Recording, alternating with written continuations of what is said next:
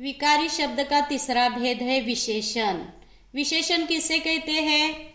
विशेष, फिर विशेष में गुण भी आते हैं और अवगुण भी आते हैं। संज्ञा के गुण भी आते हैं, अवगुण भी आते हैं, भाव भी, पदार्थ के भाव भी आते हैं, उसे विशेषण कहते हैं। यानी कि संज्ञा के बारे में अधिक जानकारी देने वाले शब्द को विशेषण कहते हैं। तो विशेषण के भेद हमें यहाँ पर देखना है। विशेषण के कितने भेद हैं?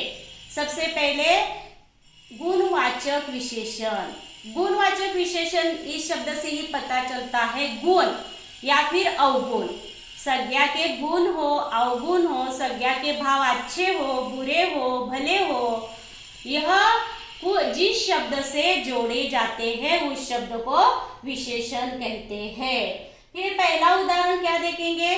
लंगड़ा घोड़ा दौड़ रहा है। यहाँ पर उदाहरण लिया है हमने, लंगड़ा घोड़ा दौड़ रहा है। तो घोड़ा कैसा है? लंगड़ा है। घोड़े की विशेषता क्या है? लंगड़ा है, लगड़ कर चलता है। तोते की चोंच लाल है। तोता हरा होता है लेकिन उसकी चोंच को देखते हुए मन आकर्षित हो जाता है। उसकी चोंच कैसी है? लाल है। तो यह संज्ञा के गुण है। लंगड़ा यानी कि लंगड़ा जो है, लाल जो है, यह गुण या अवगुणों का भाव प्रकट करने वाले शब्द को क्या कहते हैं? गुणवाचक विशेषण। विशेषण का दूसरा भेद है बच्चों, संख्यावाचक विशेषण। संख्यावाचक विशेषण से, विशेषण के शब्द से ही पता चलता है संख्या का बोध। आज वर्ग में कितने छात्र हैं? हाँ, आज वर्ग में 30 छात्र है। यह 30 का आंकड़ा जो है वह संख्या दर्शाता है। तो संख्यावाचक विशेषण के कितने भेद है हमें देखना है। निश्चित संख्यावाचक विशेषण। निश्चित क्या है? यानी निश्चित, परफेक्ट, जो आंकड़ा हमारे जबान पर आता है। फिर कौन सा आंकड़ा होगा निश्चित? वह आंकड़ा है 10, 100 और 4। यह निश्चित संख्या का बोध होता है। इसे निश्चित संख्यावाचक विशेषण कहते हैं। दूसरा, अनिश्चित संख्यावाचक विशेषण। अनिश्चित संख्यावाचक विशेषण में संख्या का बोध नहीं होता, संख्या का बोध ही मालूम नहीं होता। जैसे कम ज्यादा, आज वर्ग में कम छात्र है, निश्चित संख्या का यहाँ पर बोध नहीं होता, ज्ञात नहीं होता।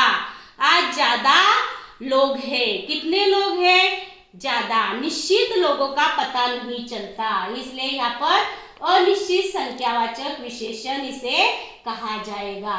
3 जो है क्रम संख्यावाचक विशेषण। क्रम से बैठो, हम क्या कहते हैं? क्रम से बैठो। क्रम, फिर क्रम कैसा आएगा? पहला, दूसरा, तीसरा। यह क्रम यानी संख्या का क्रम बताने वाले शब्द को संख्यावाचक, कौन सा? क्रम संख्यावाचक विशेषण कहते हैं। 4 समूह संख्यावाचक विशेषण। समूह से जाओ। आज समूह से जाना क्या है? क्या माना जाता है? समूह से जाना नहीं है, एक सोशल डिस्टेंस का इस्तेमाल करना है। इस संख्यावाचक विशेषण का प्रयोग हमें आज नहीं करना है ना? सोशल डिस्टेंस का इस्तेमाल करना चाहिए। यहाँ पर समूह यानी समूह का बोध होता है। जैसे 4, चारों, पांचों, 10, इसी तरह संख्या के समूह का बोध होता है। 5वां, परिमाण संख्यावाचक विशेषण। संख्या का परिणाम दर्शाता है। परिणाम, संख्या का परिणाम यानी मैंने आज यथेष्ट भोजन किया।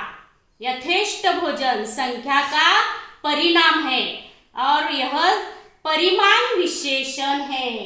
यथेष्ट, सभी, आज वर्ग में सभी छात्र उपस्थित है, यह परिणाम दर्शाता है और परिमाण दर्शाता है। परिमाण यानी इकाई का साधन, एकक का यह साधन है।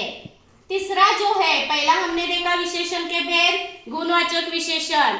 दूसरा देखा संख्यावाचक विशेषण। संख्यावाचक विशेषण में कितने भेद आते हैं? 5 आते हैं। और तीसरा सार्वनामिक विशेषण।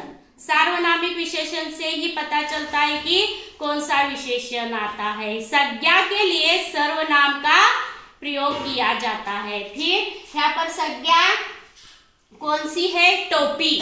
टोपी यह संज्ञा है। टोपी के लिए यह टोपी है। टोपी के लिए कौन से शब्द का प्रयोग किया है?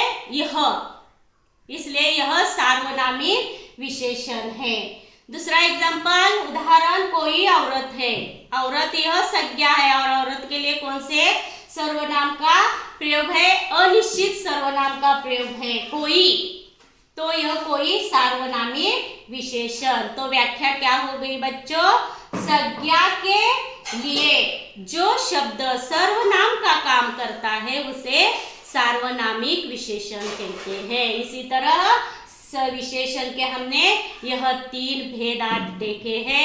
और आज का स्वाध्याय लिख कर लो सर्वनाम और विशेषण के बारे में। विशेषण पाठ में से जो भी विशेषण है उसे ढूंढकर उनके भेदों के नाम लिखो। और सर्वनाम के बारे में सर्वनाम पाठ में से ढूंढकर उनके भेदों के नाम लिखो।